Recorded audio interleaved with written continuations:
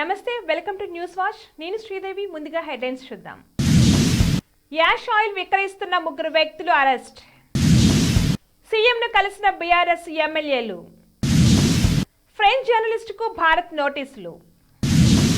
వెండి తెరపైకి మోడీ జీవిత చరిత్ర, ప్రధాని బయోపిక్ కు crazy title fix. AFC Asia cup 2023లో ముగిసిన భారత జట్టు ప్రస్థానం. భారత జట్టుకు హ్యాట్రిక్ ఓటమి. భారత్ ఇంగ్లాండ్ మ్యాచ్ కు సర్వం సిద్ధం, ఇరు జట్ల ప్రాక్టీస్.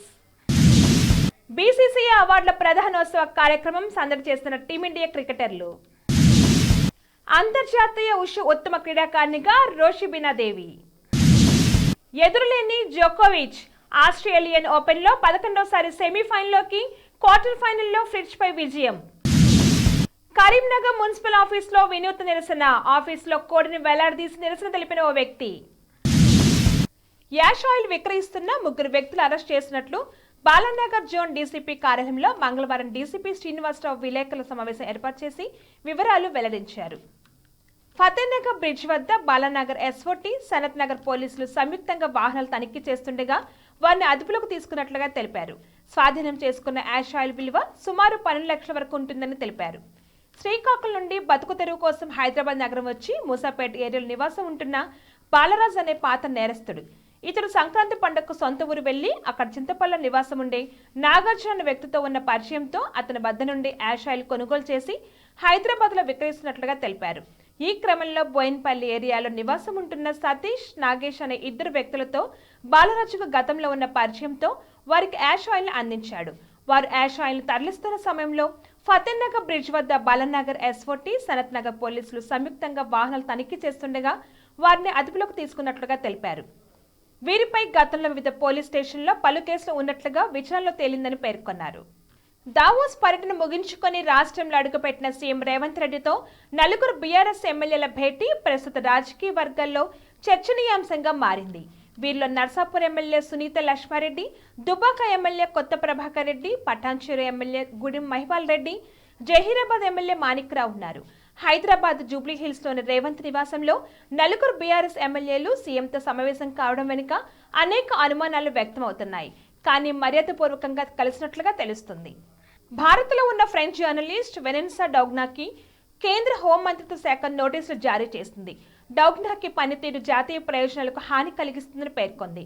భారత్ పట్ల ప్రతికూల అవగాహనను పెంపొందించేలా ఉన్నాయని ఆరోపించింది.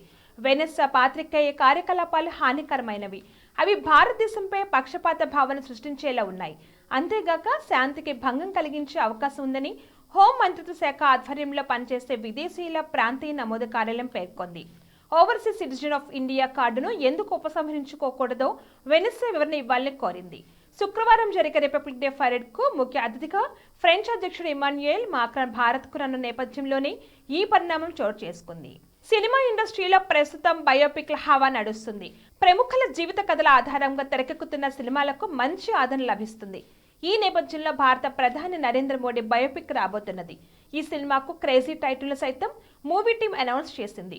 విశ్వనేత పేరుతో అన్ని భారతీయ భాషల్లో అత్యంత ప్రతిష్టాత్మకంగా ఈ సినిమాను తెరకెక్కించబోతున్నారు. యువ ప్రతిభాశాలి సిహెచ్ క్రాంతి కుమార్ డైరెక్షన్ లో వందే మీడియా ప్రైవేట్ లిమిటెడ్ పతాకంపై కాసిరెడ్డి భరత్ రెడ్డి మోడీ బయోపిక్ ను నిర్మిస్తున్నారు. ఈ మూవీలో అభయ్ డియల్, నీనా గుప్తా, అనుపమ్ ఖేర్, పల్లవి జోషి ముఖ్య పాత్రలు పోషించనున్నారు. ఈ సినిమాకు కీరవాణి తనయుడు కాలభైరవ సంగీతం సమకూర్చనున్నారు. ప్రస్తుతం ప్రీ ప్రొడక్షన్ పనులు తుది దశకు చేరుకున్నాయని, త్వరలోనే ఈ ప్రాజెక్ట్ సెట్స్ మీదకు వెళ్లేందుకు సన్నాహాలు చేసుకుంటున్నామని దర్శక నిర్మాతలు తెలిపారు. ఏఎఫ్సీ ఆసియా కప్ 2023లో భారత జట్టు ప్రస్థానం ముగిసింది. ఖతార్ వేదికగా జరుగుతున్న ఈ టోర్నీలో టీమిండియా గ్రూప్ దశలో ఇప్పటి వరకు 3 మ్యాచ్లు ఆడగా 3ంటిలోనూ ఓటమి పాలైంది. దీంతో ఒక్క గెలుపైనా లేకుండా టోర్నీ నుంచి నిష్క్రమించవలసి వచ్చింది. మంగళవారం గ్రూప్ స్టేజ్ లో జరిగిన ఆఖరి మ్యాచ్ లో సిరియాపై భారత్ 0-1 తేడాతో ఓడిపోయింది. హోరాహోరీగా సాగిన ఈ మ్యాచ్ లో 76వ నిమిషంలో సిరియా ఆటగాడు ఒమర్ అద్భుతమైన గోల్ చేశాడు. ఆ తర్వాత గోల్ కోసం ఇరు జట్లు ప్రయత్నించినప్పటికీ ఫలితం లేకుండా పోయింది. దీంతో సునీల్ ఛేత్రి నేతృత్వంలోని భారత జట్టు ఒక్క గోల్ కూడా చేయలేదు.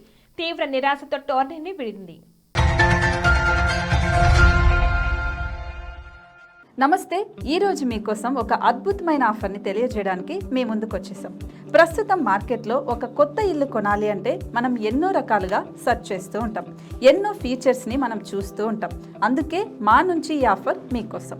45 లక్షలకే మీ సొంత ఇంటి కలని నెరవేర్చుకుందాం. ఈ బ్యూటిఫుల్ విజువల్స్ షాద్ నగర్ టౌన్ హైవేకి ఆనుకొని అండ్ మోస్ట్ పాపులర్ ల్యాబ్స్కి ఆపోజిట్లో ఈ వెంచర్ ఉంటుంది. ఎంట్రన్స్ ఏరియా చూశారు కదా ఎంత బ్యూటిఫుల్గా ఉందో. స్పెక్ట్రా సిటీ ఇదొక గేటెడ్ కమ్యూనిటీ.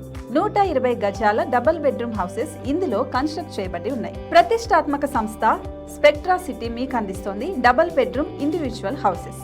టోటల్ హౌస్ వచ్చేసి మనకు 120 స్క్వేర్ యార్డ్స్ లో ఉంది, అంటే 120 గజాలు.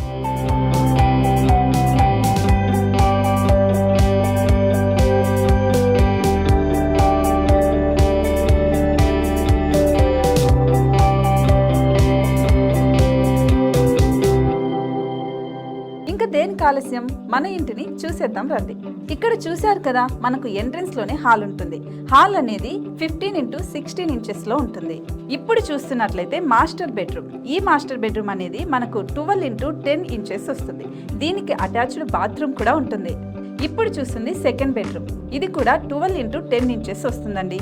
ఈ బెడ్రూమ్ కి నెక్స్ట్ మనం ఇప్పుడు కిచెన్ లోకి ఎంటర్ అయిపోతున్నాం. కిచెన్ అయితే ఈక్వల్ ఇంచెస్ లో ఉంది. 8.5x8.5 విస్తీర్ణంలో ఉంది. అండ్ ఈ వరండా టెర్రస్ పైకి దారి కూడా ఉంది.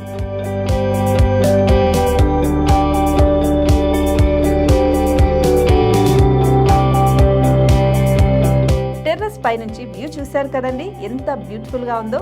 ఇలాంటి ప్రశాంతమైన వాతావరణం అనేది మనకు సిటీ నుంచి 38 కిలోమీటర్ల దూరంలోనే ఉంటుంది. ఇంకా వరండా అండ్ పార్కింగ్ ప్లేస్ అలాగే ఓపెన్ స్పేస్ తో కలుపుకొని మనకు 18 చదరపు గజాలు ఉంటుంది. ఓపెన్ స్పేస్ తో 102 చదరపు గజాల కన్స్ట్రక్షన్ తో ఈ ఇల్లు డిజైన్ చేయబడి ఉంది.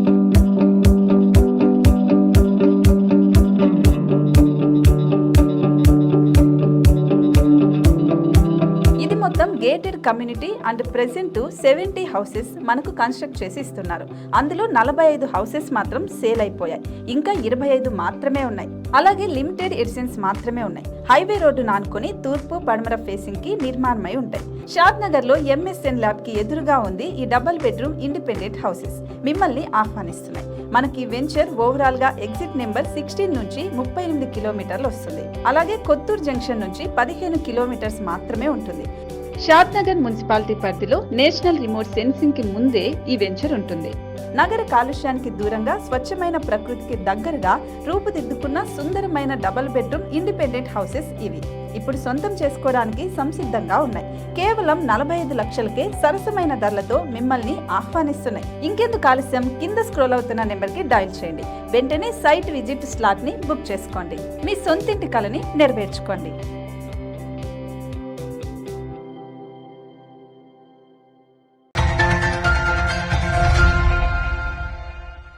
భాగ్యనగరం వాకిట్లో క్రికెట్ పండుగ వచ్చేసింది. అభిమానులందరికీ ప్రపంచ క్రికెట్లోని అగ్రశ్రేణి ఆటగాళ్లు తమ ఆట తీరుతో కనువిందు చేయడానికి సై అంటున్నారు. గురువారం నుంచి ఉప్పల్ స్టేడియం వేదికగా భారత్ ఇంగ్లాండ్ జట్లు టెస్ట్ సమరానికి సిద్ధమయ్యాయి. 5 టెస్టుల సిరీస్లో భాగంగా తొలి టెస్టు ఈ నెల 25 నుంచి 29 వరకు హైదరాబాద్లో జరగనుండగా రెండో టెస్టుకు ఫిబ్రవరి 2 నుంచి 6 వరకు విశాఖపట్నం ఆతిథ్యమివ్వనుంది. ఉప్పల్ స్టేడియంలో భారత జట్టు ఇప్పటి వరకు 6 టెస్టులు ఆడింది. ఇందులో 4 టెస్టుల్లో గెలుపొంది 1 టెస్టును డ్రా చేసుకుంది. ఈ మైదానంలో భారత జట్టు తమ అజేయ రికార్డును కొనసాగించాలని, మరో విజయాన్ని తమ ఖాతాలో జమ చేయాలని ఆశిద్దాం. బీసీసీఐ వార్షిక అవార్డు ప్రధానోత్సవ కార్యక్రమం జనవరి 23న హైదరాబాద్లో కన్నుల పండుగగా సాగింది. ఈ కార్యక్రమంలో టీమిండియా ఆటగాళ్లు సందడి చేశారు. 4 ఏళ్ల తర్వాత జరుగుతున్న ఈ కార్యక్రమానికి టీమిండియా ఆటగాళ్లతో పలువురు భారత మాజీలు కూడా హాజరయ్యారు. ఈ కార్యక్రమంలో భారత పురుష క్రికెటర్లతో పాటు మహిళా క్రికెటర్లు, యువ క్రికెటర్లు కూడా పాల్గొన్నారు. గత 4 ఏళ్ల కాలంలో వివిధ విభాగాల్లో సత్తా చాటిన వారికి ఈ సందర్భంగా అవార్డులను అందజేశారు. అలాగే పలువురు మాజీ క్రికెటర్లకు కూడా ప్రతిష్టాత్మక అవార్డులు దక్కాయి. భారత సీనియర్ ఉషు క్రీడాకారిణి నరం రోషిబినా దేవికి అరుదైన గౌరవం లభించింది. 2023 సంవత్సరానికి ఈ మణిపూర్ అమ్మాయి సాండా కేటగిరీలో అంతర్జాతీయ ఉత్తమ క్రీడాకారిణిగా పురస్కారం గెలుచుకుంది.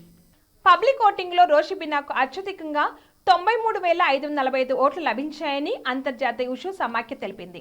2023 జాతీయ క్రీడా పురస్కారాల్లో అర్జున్ అవార్డు గెలుచుకున్న 23 ఏళ్ల రోషిబినా 2018 ఆసియా క్రీడల్లో కాంస్యం, 2022 ఆసియా క్రీడల్లో రజతం సాధించింది. తనకెంతో కలిసొచ్చిన ఆస్ట్రేలియన్ ఓపెన్లో డిఫెండింగ్ ఛాంపియన్ జోకోవిచ్ తన జోరు కొనసాగిస్తూ 11వసారి సెమీఫైనల్లోకి దూసుకెళ్లాడు. మంగళవారం జరిగిన పురుషుల సింగిల్స్ క్వార్టర్ ఫైనల్లో టాప్ సీడ్ ప్రపంచం నెంబర్ 1 జోకోవిచ్ 7-6, 4-6, 6-2, 6-3తో 12వ సీడ్ టేలర్ ఫ్రిచ్ పై గెలుపొందాడు. 3 గంటల 45 నిమిషాల పాటు జరిగిన ఈ మ్యాచ్లో జోకోవిచ్ 20 ఏస్లతో హడలెత్తించాడు. కరీంనగర్ మున్సిపాలిటీ పరిధిలో కుక్కలు స్వైర విహారం చేస్తూ చిన్నపిల్లలు, కోళ్లు, మేకల మీద దాడి చేస్తున్నాయని అధికారులకు ఎన్నిసార్లు చెప్పినా పట్టించుకోవడం లేదని అజీజుద్దీన్ అనే వ్యక్తి కుక్కల దాడిలో చనిపోయిన తన కోడిని తెచ్చి మున్సిపల్ ఆఫీసులో ఇలా వేలాడదీసిన నిరసన తెలిపాడు. బులెటిన్ హెడ్లైన్స్ మరొకసారి. యాష్ ఆయిల్ విక్రయిస్తున్న 3 వ్యక్తులు అరెస్ట్. సీఎంను కలిసిన బీఆర్ఎస్ ఎమ్మెల్యేలు. ఫ్రెంచ్ జర్నలిస్టుకు భారత్ నోటీసులు. వెండి తెరపైకి మోడీ జీవిత చరిత్ర, ప్రధాని బయోపిక్ కు crazy title fix. AFC Asia cup 2023లో ముగిసిన భారత జట్టు ప్రస్థానం, భారత జట్టుకు హ్యాట్రిక్ ఓటమి. భారత్ ఇంగ్లాండ్ మ్యాచ్ కు సర్వం సిద్ధం, ఇరు జట్ల ప్రాక్టీస్. బీసీసీఐ అవార్డుల ప్రధానోత్సవ కార్యక్రమం సందడి చేస్తున్న టీమిండియా క్రికెటర్లు. అంతర్జాతీయ ఉషు ఉత్తమ క్రీడాకారిణిగా రోషిబినా దేవి. ఎదురులేని జోకోవిచ్ ఆస్ట్రేలియన్ ఓపెన్లో 11వసారి సెమీఫైనల్లోకి, క్వార్టర్ ఫైనల్లో ఫ్రిచ్ పై విజయం. కరీంనగర్ మున్సిపల్ ఆఫీసులో వినూత్న నిరసన, ఆఫీసులో కోడిని వేలాడదీసి నిరసన తెలిపిన ఓ వ్యక్తి. ఇవి ఇవాళ news updates. Keep watching news watch.